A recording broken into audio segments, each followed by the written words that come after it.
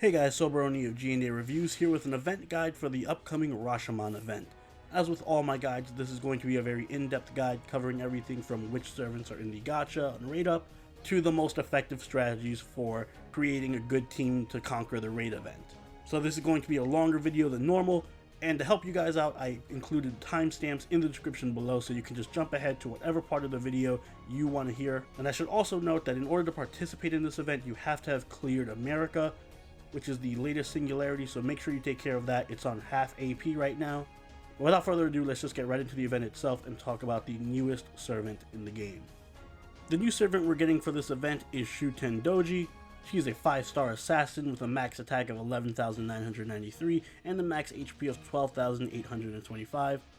She is the only servant that we're going to have on raid up for the gacha this event, and she's a pretty decent balanced assassin support. I have a full spotlight on her linked in the description below, so if you want to know more about her and if you should roll for her and how to use her, do check that out. But for now, let's talk about the craft essences in the gacha. We're going to get 5 new craft essences for this event. 3 of them are going to be available in the banner, and 2 of them are going to be available in the event itself via the damage point ladder and the event shop. So let's talk about the gacha craft essences first. First up is the 3-star craft essence subscription list reading. It negates defensive debuffs 1 time, and it increases demon gore drops by 1. If you limit break it, it'll negate defensive debuffs 2 times and increase demon gore drops by 2. Overall, outside the event, this is a pretty useless craft essence. All it does is negate a very specific type of debuff. You're really only going to want to use this on someone like Hans, who gets a defensive demerit on his innocent monster skill, but it's just pretty useless overall. The good news is you can roll this in the front point gacha, so you should stack up on these just for farming for the event. Next up, we have the 4-star gacha craft essence, Burning Love Story. It increases damage against males by 25% and increases debuff success rate by 12%. It also increases demon gore drops by 2. If you limit break it, it'll increase damage against males by 30%, debuff success rate by 15%, and gore drops by 3. This is a fantastic craft essence. It might as well just be called the Uriel craft essence, because it's going to enhance your ability to land your charms, and it's going to enhance your anti-male damage. So perfect for Uriel, perfect for Shuten, perfect for Meb, perfect for Orion, and any other anti-male unit. Moving on is the 5-star craft essence, Fox's Night Dream. It increases your Noble Phantasm gain by 20%, and you gain 3 crit stars per turn. It also increases your demon gore drops by 3. If you limit break it, you're going to increase NP gain by 25%, gain 4 crit stars per turn, and increase gore drops by 4. This is pretty much the 5-star version of Divine Banquet, so it's really good. It's strong especially on supports that like to spam their Noble Phantasm, including Tamamo, Waver, and Shuten. Moving on to the event craft essences, first up we have Golden Catches a Carp. This is a 5-star craft essence you can get from the damage ladder. It increases Noble Phantasm gain by 30% at the start of the battle, and you gain 15 crit stars when you enter the battle.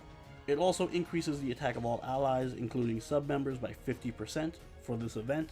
And if you limit break, it'll increase your Noble Phantasm gauge by 50% at the start of the battle and grant you 20 crit stars when you enter the battle. It'll also increase the attack of all allies by 100% for this event. Outside of the event, it's not very strong. You can use it to just give yourself a burst of crit stars when you need them, but not much use outside of that. And the last craft essence we're getting is the 5-star Tales of the Mahavarokana King. This increases quick card effectiveness by 10% and increases quick card performance of all allies by 20% for 1 turn when you're defeated.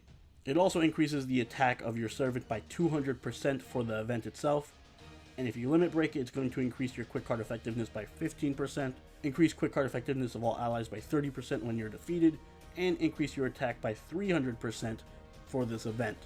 Obviously this is fantastic for the event, but outside the event it can still be used on a quick support like Atlanta, but not the best craft essence in the world.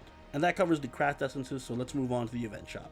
The event shop this time around is a little different than normal in that there's only one type of currency, and that is Demon Gourds. So that's all you're going to have to be farming for this event. And the items you can buy from the event shop are the Ushi craft essence, Demon Hearts, Bloodstone Tears, Snake Jewels, Void Dust, Demon Fangs, Rider, Assassin, and Berserker pieces and monuments, attack and HP foes, 4-star and 3-star experience, and 500 mana prisms. You can also trade them in for QP. But it's a very simple shop this time around, nothing really special to it. We're going to talk more about farming in the strategy section of this guide. But for now, let's talk about what the raid itself is, since this is going to be our first ever raid event. So the most common question I've been asked all week is, how does the raid work? Well, it works in that Ibaraki is going to have a huge HP bar that's going to be her global HP. In this case, it's going to be 3 trillion HP. And whenever you do a raid quest, the damage that you do to Ibaraki is going to be subtracted from that global HP. So let's say you do 1 million damage to her, well then she has 1 million less HP out of that 3 trillion.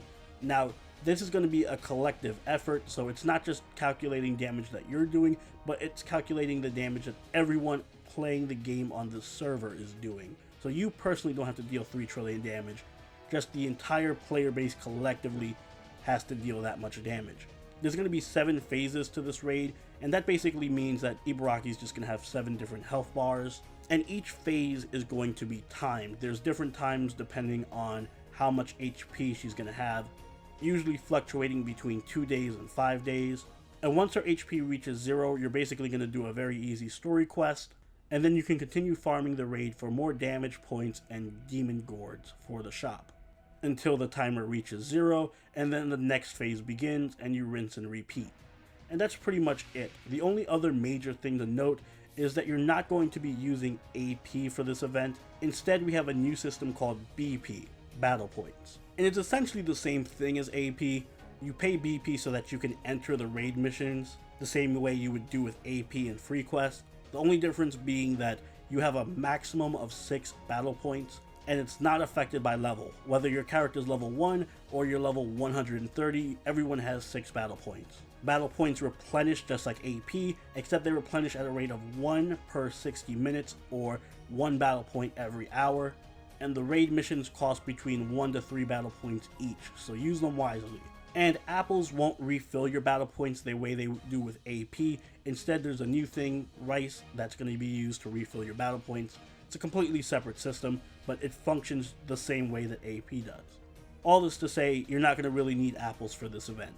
But since I talked about damage points so much, let's actually talk about what you need damage points for.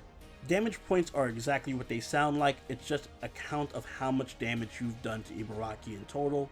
And depending on how much damage you've done, you get certain rewards. It's pretty much just a ladder. It's the exact same thing we had in Guda Guda and in Saber Wars, except instead of farming something like Arturium, you're just doing as much damage as you possibly can, and every time you reach a certain milestone, you get a different reward. The rewards you can get from this ladder are QP, mana prisms, rice balls, apples. You can get the Ushi craft essence and the Kintoki craft essence. We can also get homunculus babies and ghost lanterns, summoning tickets, reverse dragon scales, chaos talons, black tar pots, spirit roots, and 3 crystal lores. So the important things there are the 3 crystal lores and the Kintoki and Ushi craft essences. This actually means you can limit break both of these craft essences. You don't have to rely on a lucky drop from the event. You can buy 4 of the Ushi craft essences from the shop, and you just get the other one from this ladder after you deal 4 million damage, so that you can limit break it right away. And you get a bunch of Kintoki craft essences as well, I think about 6. Once you deal 300 million damage in total, you're done with the event. That's the entire ladder. So that's pretty much what you're aiming for, 300 million damage to clear the event. There's also a little mission system built into the event. Now, this is nowhere near as intricate or robust as Fate Excel or Kara no Kyokai's mission systems. This is very, very basic. Essentially, every phase you're going to be getting new missions. The missions are self-explanatory and super easy to beat. They're always something like deal X damage to Ibaraki or beat the raid X amount of times. For example, in phase 1, you get rewarded with rice balls if you deal 1 million damage to Ibaraki. You get rewarded with mana prisms if you clear the raid 3 times. They're all super self-explanatory, and you're going to beat the missions without even realizing it, because all they are is just telling you to kill Ibaraki. They refresh with every phase, so do make sure you complete all the missions though, because that's going to be your major way of getting the rice balls that you need to replenish your BP. You can also get a few ascension materials from this and summoning tickets, so always make sure to do these missions. You can get them out of the way really, really quickly. As for the story missions for this event, they're extremely easy and they're structured the same exact way as the raid. Every time Ibaraki's HP reaches 0 and you're transitioning to a new phase, you're going to get a new story mission, and it's going to be the same thing as the raid. It's just going to be you facing Ibaraki, and she's going to have between 100,000 and 600,000 HP. Obviously, the further along in the story you go, the more HP she has, but it's easier than the raids themselves, and all you would need is a level 50 or 60 servant with one of the event craft essences, and you should be able to one-shot her. I recommend using Lu Bu or Robin Hood or Ushi. It's a super easy story, and at the end of it all, you get 1 lore, so you can get a total of 4 crystal lores for the event. Now let's actually talk about the meat of the event, which is how to farm the damage points and how to take down Ibaraki. So the first thing to go over is the structure for the raid quest. The raid quests are just like the free quest we get for every other event. They're going to come in 3 different difficulties: easy, normal, and hard. Easy mode is going to be 1 BP, normal is going to be 2 BP, and hard mode is going to be 3 BP. And each of these quests is exactly the same. The only difference is how much HP Ibaraki and her hands are going to have. The way the quests are structured is they're going to be in 2 waves. The first wave is going to be a bunch of really easy, weak enemies that you can one-shot, followed by a second wave, which is going to be Ibaraki and her 2 hands. And Ibaraki's hands are separate enemies entirely. They can hit you and use their own noble phantasms. At 1 BP easy mode, Ibaraki's going to have 300,000 HP. At 2 BP, she's going to have 1 million, and at 3 BP, she's going to have 6 million. In order to complete the raid quest, all you have to do is kill Ibaraki, or you can survive for 15 turns. After 15 turns, if you're still alive, the quest ends and you win, and all damage that you've done to Ibaraki counts, both against her global HP and for your damage points. Killing Ibaraki will end the quest immediately, even if her hands are still alive. So long as Ibaraki's dead or you survive the 15 turns, you win. Ibaraki herself is always going to be a Berserker class servant, so everything's going to be super effective against her, but she's also going to be super effective against everyone else. However, with each different phase of the event, her arms are going to have a different class, and she's going to get a different skill. So for example, in phase 1, her hands are going to be Archer class, then they're going to be Caster, Assassin, Lancer, Saber, Rider, and Berserker on phase 7. And in each phase, Ibaraki's going to have a different AoE skill. For phase 1, she's going to have a skill that reduces the party's critical damage by 20% for 3 turns. In phase 2, she's going to have a skill that negates incoming buffs for all party members. Phase 3, she can inflict Noble Phantasm Seal. Phase 4, she can reduce Crit Star Absorb by 50%. Phase 5, she can reduce the amount of HP recovered by 50%. Phase 6, she can reduce your Noble Phantasm Gauge accumulation by 20%. And in Phase 7, she can reduce your defense by 20%. And again, these are all AoE skills, so they're always going to affect your entire party. So always keep that in mind. Phase 3 in particular is going to be very annoying for a lot of people. And Phase 6 as well, because once her hands are Rider class, they're going to demolish a lot of casters. And you're going to need casters for surviving this event. Keep in mind that Ibaraki is a Berserker, and she's a very strong Berserker. She can very well one-shot one of your allies if she can crit them. And if she focuses somebody, they're probably going to die. And even Jean as a ruler is going to still take extra damage from Berserker enemies, so you can't really stall out Ibaraki as effectively, because she's just going to do a ton of damage no matter who you are. The other major thing to keep in mind when you're fighting Ibaraki is that her Noble Phantasm is single target. It does a ton of damage, but more importantly, after the damage is done, it removes all buffs from whoever she hits. So that means it's going to remove not only attack and defense buffs that you may have on your servant, but it's also going to remove invincibility, evade, and guts. In the case of invincibility and evade, it doesn't matter as much because it happens after damage, so basically you're going to avoid damage and then Ibaraki is going to remove your invincibility or evade. This can hurt you if you're somebody like Ku, because she can get rid of your protection from arrows with one hit essentially. But the more important thing is that if you're using Guts and you get hit with Ibaraki's Noble Phantasm, it's going to deal all the damage to you and kill you, and then remove your Guts and you'll die. Because your Guts won't activate, because it waits until after the Noble Phantasm is done to activate. So essentially, Guts is completely useless against Ibaraki's Noble Phantasm, Even if you have guts, it's just still going to kill you. So servants like Nero and her thrice setting sun skill are a lot less effective for stalling out. It also makes Iris feel a lot less effective for this particular raid. So keep in mind, guts is not as strong as you might think for this raid. All that said, there are strategies you can use to make this a lot easier. The first thing I recommend doing is limit breaking your Ushi craft essence as soon as possible. When you limit break it, you're going to be doing 300% extra damage, and there's no reason to give everyone one copy because you're going to want to use the Kentoki craft essence instead. So limit break that Ushi craft essence as soon as you get your 5th copy. And while you're farming for that 5th copy, just do the 1 million HP raid or the 2 BP raid until you have enough event craft essences. Until you have a limit broken Ushi craft essence and a couple of Kentoki craft essences, it's going to be almost impossible to clear the 3 BP raid. You need craft essences to do that, so just focus on doing the 1 and 2 BPs until you have enough craft essences that you feel absolutely confident that you can deal 6 million damage to Ibaraki. The ideal setup is you're going to want to have one main damage dealer with the limit broken Ushi craft essence and then everyone else on your team with the Kentoki craft essence. I also recommend using the battle suit as your mystic code. It's your absolute best choice here because it has a guaranteed stun, so you can prevent Ibaraki's Noble Phantasm. And remember, you just have to survive 15 turns, so even being able to deny Ibaraki 1 turn of damage is huge. It also lets you switch out your servants so you can protect your damage dealer if you feel like he or she is in danger, or you can swap in a defensive servant with a taunt or an evade.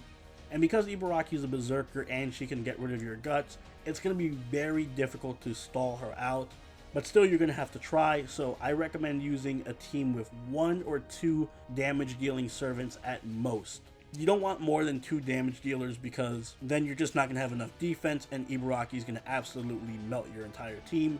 So I recommend just 1 or 2 damage dealing servants and then 4 or 5 stalling defensive servants that can protect your damage dealer or stall out Ibaraki for 15 turns if worse comes to worse. One other extremely important thing to note is that if you plan to just do the 2 BP quest and completely ignore the 6 million HP Ibaraki entirely, you will not be able to complete the event. Taking into account all the rice balls you get as rewards and the rate at which your BP recovers, it's literally impossible to complete the event by only doing the 2 BP node. You have to do the 3 BP. You absolutely have to, unless you plan on using quartz to replenish your battle points, but I don't recommend doing that. So you're basically forced into fighting her at 6 million HP, but remember, you don't have to do 6 million damage to her. You can absolutely stall her out. So if you don't have any strong damage dealers, then try to stall her out as much as possible, and you need to do at least 2 to 3 million damage to her consistently. You don't need to kill her, but you need to do at least 2 million damage to her consistently if you hope to complete the event and get your 3 crystal lores. The 2 best tips I can offer for when you actually get into the battle though is make sure you use the first wave of enemies to build up your Noble Phantasm. Don't just try to one-shot them with buster cards. You're going to want to build up as much of your Noble Phantasm as possible in the first wave so that when you get into the Ibaraki fight you can just fire it off right away and deal as much damage up front as possible. The other point of advice I can give you is remember there's no shame in resetting your game. If for whatever reason Ibaraki just on turn 1 insta-kills Waver or something, there's no shame in closing out the game, restarting it, and just using a skill to reseed the AI. A lot of this is going to come down to luck, and Ibaraki can absolutely be extremely dirty and spam her Noble Phantasm seals or crit your entire team to death in 1 turn, so don't be afraid to do that. And finally, when it comes to farming the Gourds for the event shop, the best way to do that is to kill the hands. Remember, if you kill Ibaraki first, the quest automatically ends, so you have to kill the hands first, or you kill them all at the same time if you want to get those Gourd drops. I don't recommend killing the hands too early because if you do, then you're going to give Ibaraki 3 hits per turn, and as I said, Ibaraki can one-shot your servants if she crits them. You're potentially giving her the ability to just crit your entire team to death in one turn. So it's a balancing act. The best way to go about it is to weaken Ibaraki to about 200,000 or 300,000 HP, and then use an AoE servant to kill her and her hands at the same time. Or at least get her low enough that when after you kill the hands, you can kill her within one turn.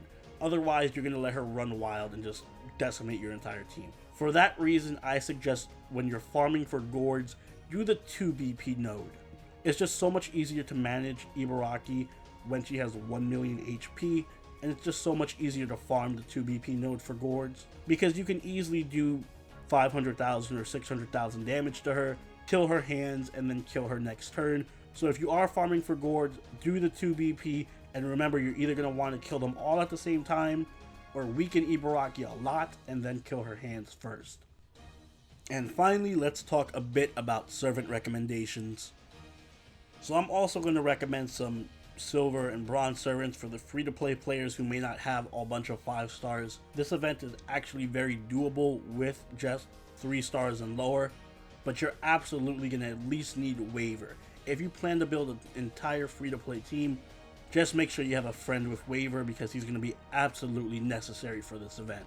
So I'm going to divide this into 3 categories. You're going to want a damage dealing servant, you're going to want a stall servant, and you're going to want an AoE servant if you plan on farming for the demon gourds. So first, let's go into the damage dealing servants. I highly recommend Rama, Okita, Orion, Gil, Skahak, Carmilla, Jack, Ku Alter, and Jolter. And these are going to be the best damage dealers at the SR and SSR level. Rama and Okita are great because Rama has anti-demonic in his Noble Phantasm, and Ibaraki is one of the few servants with the demonic trait, so he's going to be dealing a ton of bonus damage.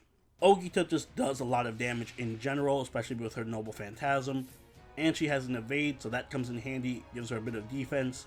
Orion also hits pretty hard even if she's not fighting against a male. Keep in mind that she's an arch servant, so she has a lot of synergy with Tamamo and Waver, and she has an evade, so she can be very strong in this event.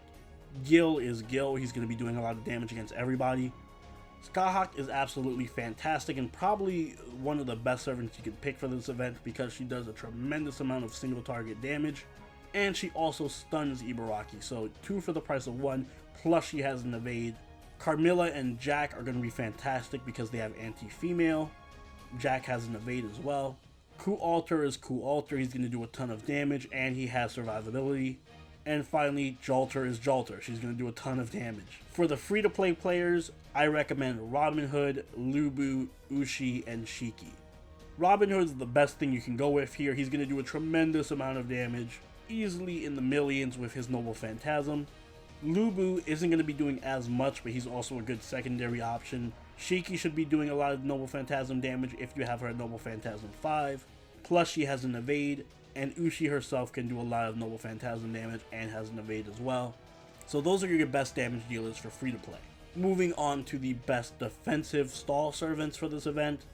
For the SRs and SSRs, I recommend Dayon, Shuten, Edison, Media Lily, Tamamo, Waver, and Jean, and Amakusa. Dayon has an evade and a taunt, so no further explanation needed there. Shuten has a charm that can work on the entire enemy team and a ton of debuffs. Edison can be fantastic as he has a Noble Phantasm seal on his Noble Phantasm. Media Lily's good because not only does she have healing, but she has debuff removal for the entire team on demand with her Noble Phantasm. Tamamo and Waver are just broken and can stall for days. With their decreasing Noble Phantasm charge, Waver is stunned, Tamamo's cooldown reduction. Tamamo and Waver are just the team to beat for this event. Jean is great because of team-wide invincibility, and Amakusa is great because of his stun and his buff removal. For the free-to-play players, you're going to want to rely on Mosh, George, Leonidas, David, Hans, Benkei, and Ku. Mosh is just fantastic. Not only does she have a taunt, but she has a massive defense buff, and she has a targetable invincibility, so no explanation needed there. George and Leonidas are great defensive servants as well. David has team-wide evade. Hans is Hans, he can give you a bunch of healing. Benkei has a Noble Phantasm seal, which is tremendous in this event. And Ku is Ku, even without being able to rely entirely on guts, he's still very, very difficult to kill, so he's great for stalling out the last few turns. And finally, if you do want to farm those Gourds, then you're going to need an AoE servant. For SRs and SSRs, I highly recommend Fran and Lancelot. Fran in particular is going to be monstrous with her damage here. She can easily take down Ibaraki in her hands simultaneously. If you don't have Fran, then go with Lancelot. And if you're free to play and you don't have either of those two, go with Kiyohime here. You're going to want a Berserker either way because the class of the hands will always change, so you might as well stick with a Berserker so that you always have class advantage. And remember, if you are free to play, you still need Waver. Waver is an absolute must. And those are my recommendations for what servants you should use. If you don't know if your team comp can work or not, just let me know in the comments below, and I'll try to help you as much as possible. I'll let you know if your teams work or give you guys suggestions. This is going to be a very, very difficult event, the toughest one we've gotten so far in NA. And I know a lot of people are nervous about it and not really prepared for it. So hopefully this event guide did help you a bit. And I'm going to be streaming the event as well, so feel free to drop by the streams. If this guide did help you, please be sure to leave a like and consider subscribing if you really enjoyed it.